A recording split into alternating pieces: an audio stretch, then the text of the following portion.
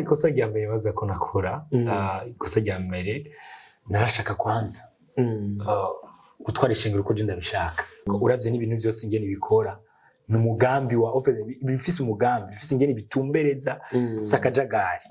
Vyoba bimaze gushika ukuba wewe wumva umutima wawe wagushingiye intahe yuko vy'ukuri wakoze igikorwa c'Imana mu bwizigirwa. Narabonye Imana muri ubu buryo, kujya kuntu wabikoze, wow, ujya mwanya twagize vraiment twarabonye Imana. Izo nahe ziraza zidukomeza zivyemeza. Hanyuma umunsi umwe zigeze gushika, twaragize ibihe vyiza, twasenze, abantu baharize, bagize ibiki. Mu nyuma ca tumva baravuze ngo tutatawe ibi vyariko birabariza hage, mwako murizwa n'ivyaha vyanyu vyinshi.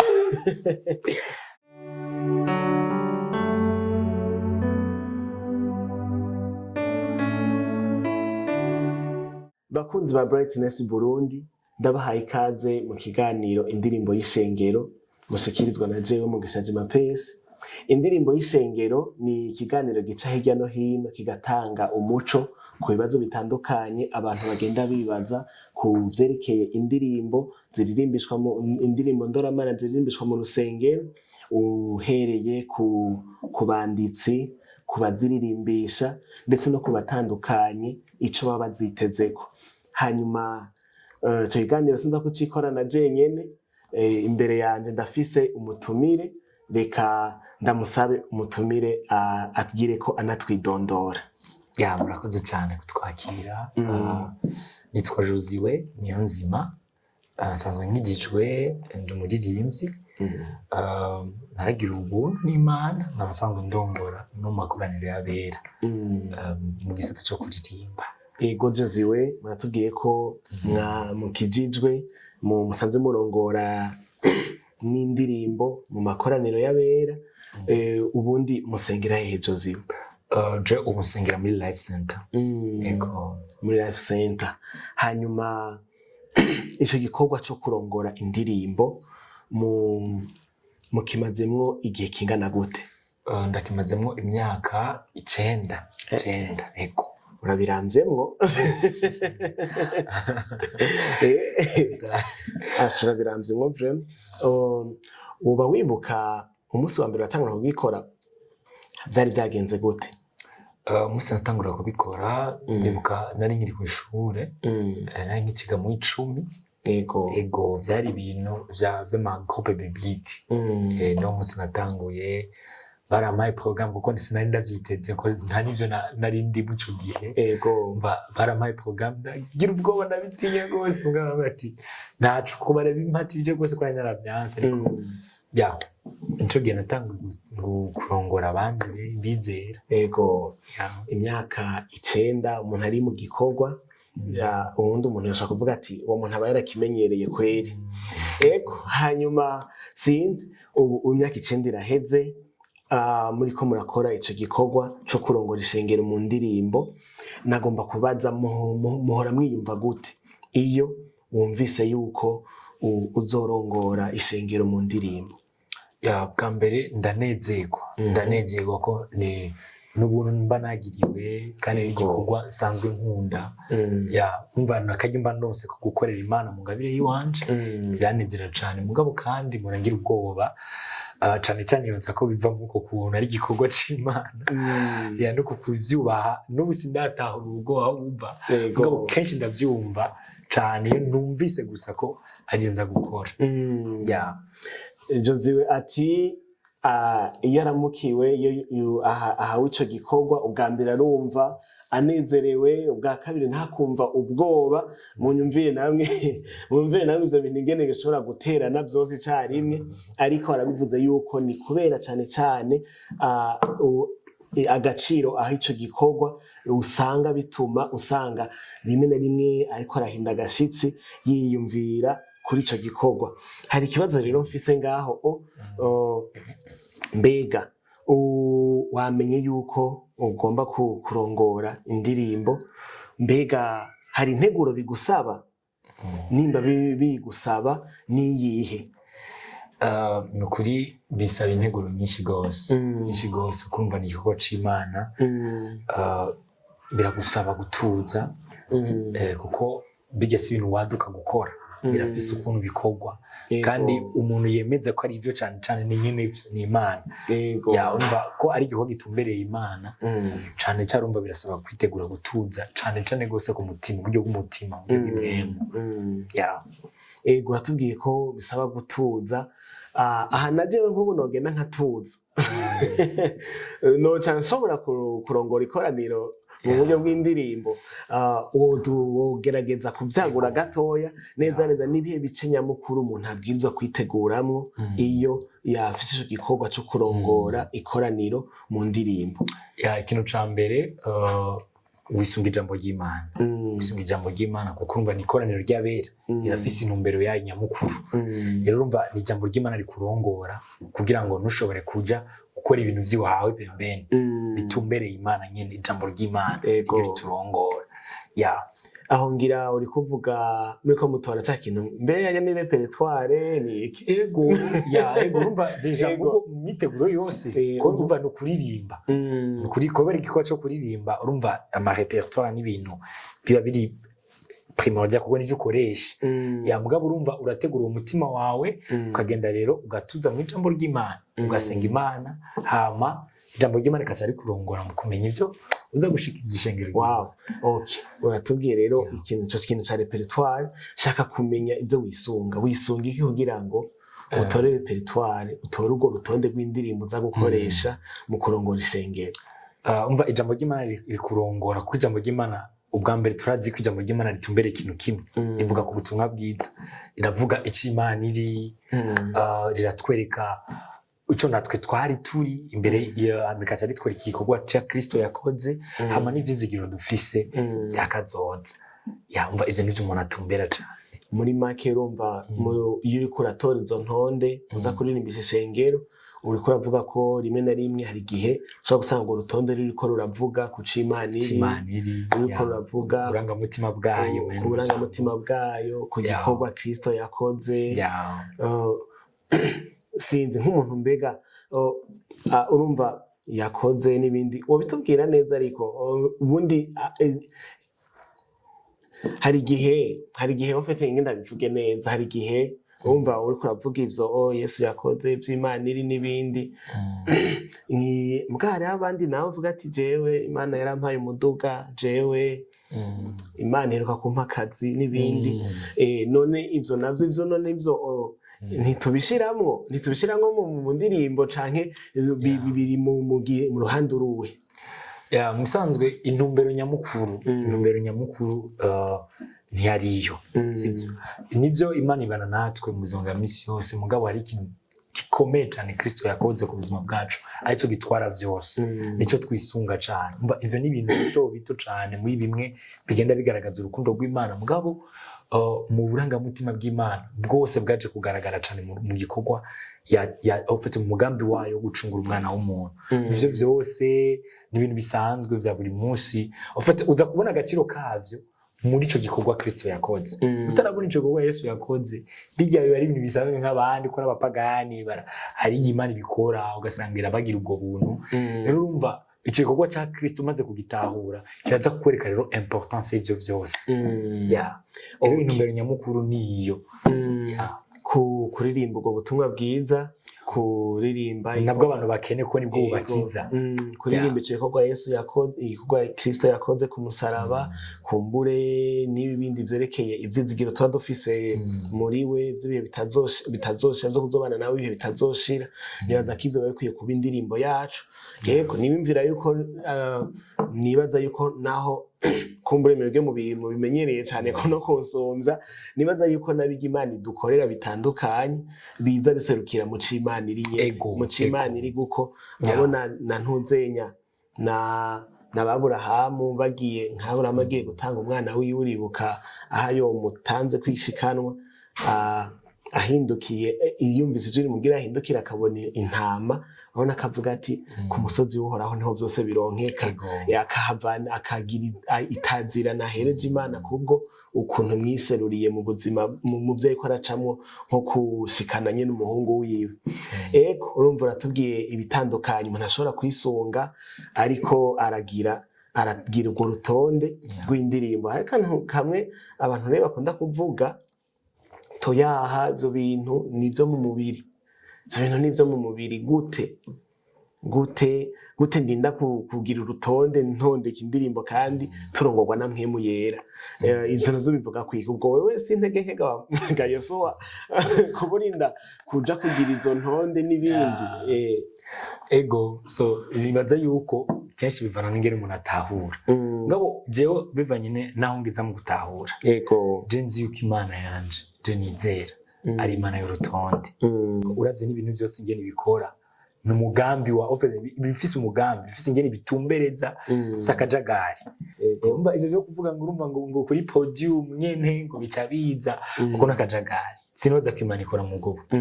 Ego cyane kuko uravye na Mose bijya bihe byose ava yuko agenda gushikiriza abisirayeli Imana yaramu rutonde kora uku bigenza uko rero ujya mwanya wo kwitegura niko kanya Imana ikurongoreramwo kaguha igicapo civuza gukoreramo. Ego urakoze cyane. Bagenzi muri ko muradukurikirana muravyumva yuko Imana yacu isanzwe ari ni y'urutonde, ni by'ukuri iraturengeye, agiye dutondeka ibintu nayo ikagira ukundi konte bitondetse, ariko kandi turakwiye kumenya nk'abarongozi b'indirimbo yuko Imana yacu nayo ari y'urutonde, tubwiriza kugira natwe urutonde iyo tuko turabitegura. Ego hanyuma ikibazo rero kindi ngomba kukubaza, watubwiye ibintu byinshi umuntu ashobora kwisunga mu kugira urwo rutonde, mbega ivyo bintu vyose aho hose uri kurabica hirya no hino birondera kugira ngo cayikorwa ugikore kumbure mu bwizigirwa, ivyo vyose uri kurabigira ubutumbereye iki? Bantumbereye ko ni kubimva kijya kintu nyamukuru cyo gukorera ko ubutumwa bwiza ko nibwo abantu bakeneye kubona.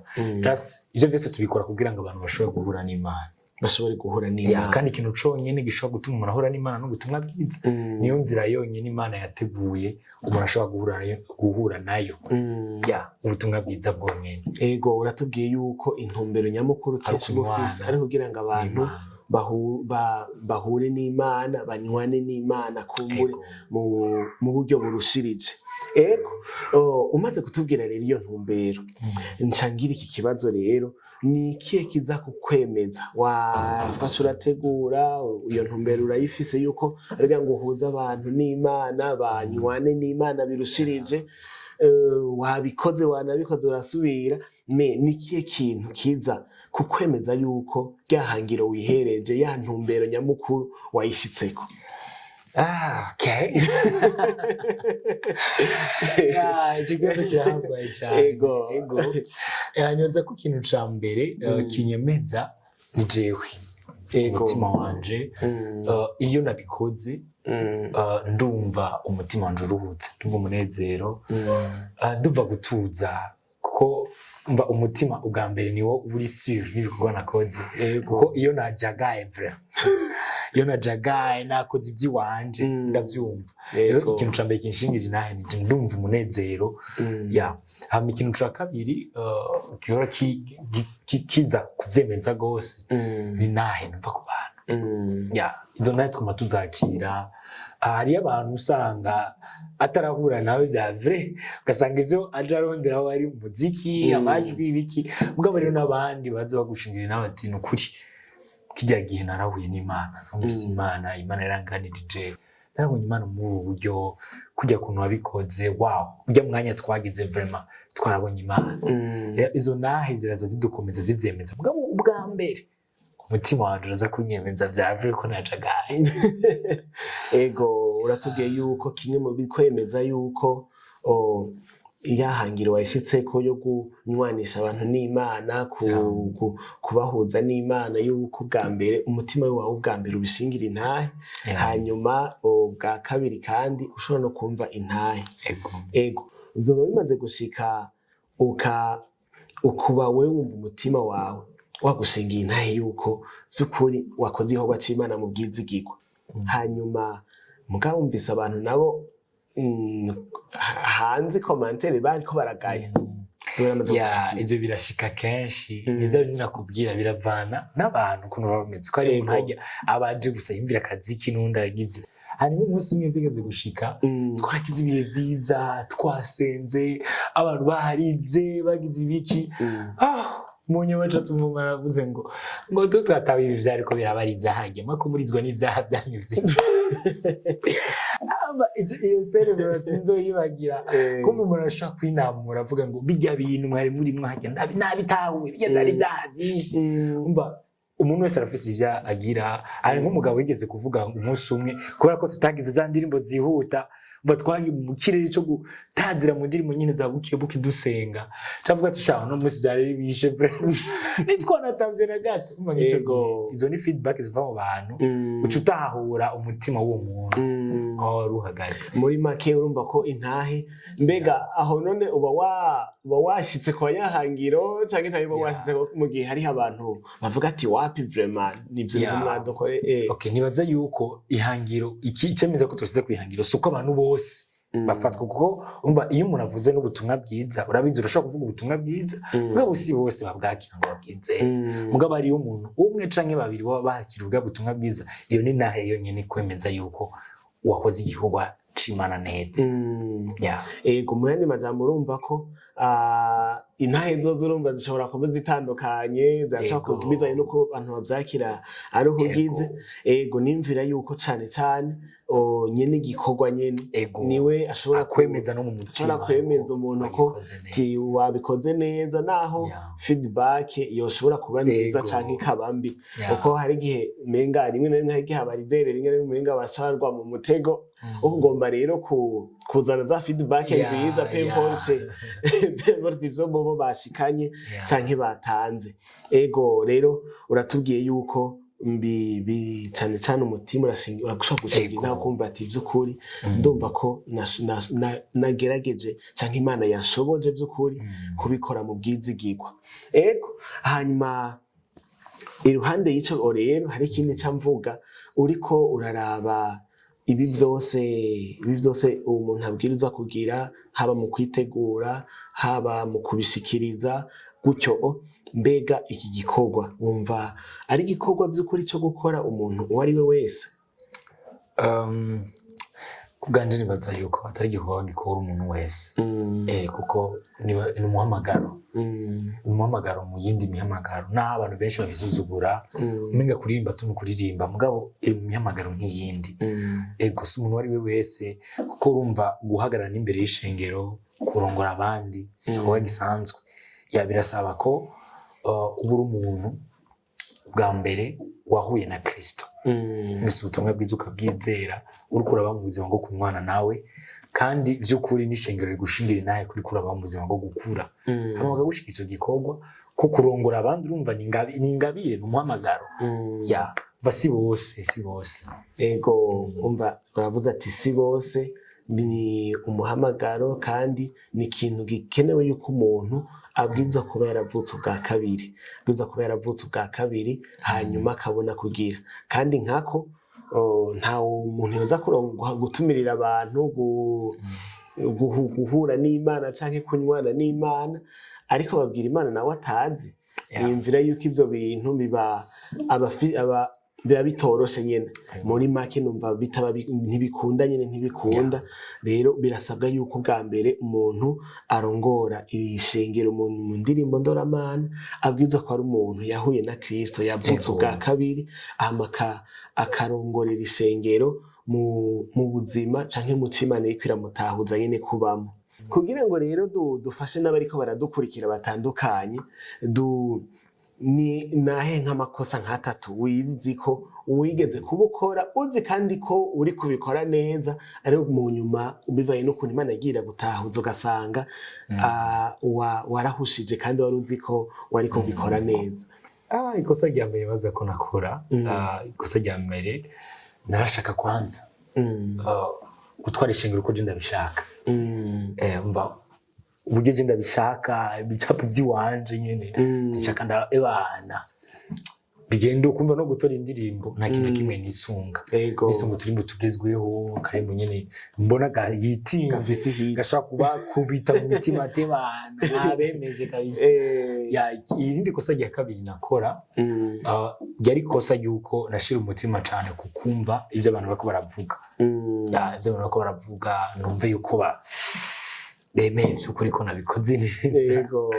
yamva iryo niryo kosa muri make warabikora no kugira ngo unezereze abantu ya kunezereza abantu nico kintu ca mbere vraiment nagira ego ayo nibaza ko ari kosa rihambaye cane nageze ego bakunzi bacu murumva ko nawe uko ariko arabivuga siko byari byatanguye abikora urumva ko hariho amakosa amwe nawe yakora nk'amakosa yo kurondera kunezereza abantu gutwara ishengero uko nyine gutora indirimbo uko nyine avyumva afatiye akaririmbo kavumye akaririmbo kagezweho akaririmbo gatambitse ibintu nk'ivyo nibaze yuko mushaka ko muradukurikirana namwe mushaka gusanga muri ko murabigenderamwo ibintu nk'ivyo rero muraba muvyumva yuko siyo ibikwiye kuba intumbero yo gutororokanya indirimbo zacu tuza kurongora mu ishengero mu kurangiza rero kino kiganiro cacu hari akamo mwoshobora gutera abandi barongozi b'indirimbo mu mashengero kumbure mufatiye kuho mwavuye naho muri ko muragera ubu mutahuzwa n'Imana kandi mushobozwa n'Imana kugira ngo kumbure nabo bashobore kuba botera intambuko aho bari uno munsi batangure gutera babikora neza mu buryo bw'ubwizigirwa. numva ikintu nababwira ari uko bwa mbere twosubira ku rufatiro ariko butumwa bwiza ubutumwa bwiza nibwo rufatiro rwa vyose mu byo dukora vyose mu bwami bw'Imana kwishengero n'ishengero rya Kristo rirafise uburyo riteguwe n'ivyo rikeneye ariho ivyo Kristo yariteguriye rero ishengero ikintu conyene kiri kuza keneye n'ubutumwa bwiza nubwo butumwa nibaza ko cyo kintu babwira dusubire ku rufatiro rw'ubutumwa bwiza hama twemere kujambo ry'Imana ryo riturongora mu byo dukora vyose ego muraba muvyumvise nshuti bagenzi muri ko muradukurikirana akamo aduteye ubwa mbere nako kugaruka ku butumwa bwiza mpora numva baririmbye bamwe bavuga ati twebwe tuzogenda dukora amajwi tuyakore kabisa dukora amatekinike n'ibindi kandi ivyo si bibi ariko bagaca bavuga rero ati ibyo ijambo ry'Imana n'ibyo abapasitori n'abariya basigura ariko biragoye cyane ingene tworongora ishengero ry'Imana tukarirongorera guhura n'Imana mu ndirimbo tubabwira Imana natwe tutazi kuko hano hambere Imana yatwibariye ni mu ijambo ryayo rero baririmbye muri ko muradukurikirana nkuko umutumire wacu aje kubivuga dusubire ku rufatiro tube abantu basoma ijambo ry'Imana abantu basenga hanyuma Imana nayo iraheze ikaduhingurira mu ijambo ryayo ikatwezereza mu ijambo ryayo bigatinda ikadushoboza no kubikora mu bwizigirwa rero ndabashimiye cyane abariko muradukurikirana mwese ni jewe nari ndongoye kino kiganiro hanyuma twari turi kumwe n'umutumire wacu Josiwe Niyonzima mwakoze cyane kudutega yompi hanyuma nizera yuko tuzosubira vuba cyane Imana ibahezagire.